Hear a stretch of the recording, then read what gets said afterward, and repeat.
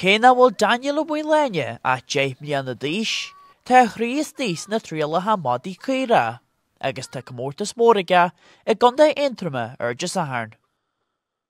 Tá le mórteart níos de saharn da Daniel tá sé fríd go Jean final den North of Ireland Sheepdog Society Nursery final atá, so háisi se go na Trialacha na bhí sé mbliana, Tá coppla míid antaige agus fuair se go leor pontí le fá fríd go Jean final de saharn.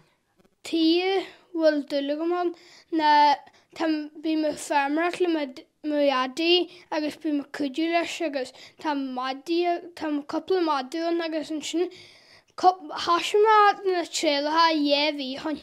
Well, tá sin se le pointí agus tá trí anion meis agus an eile.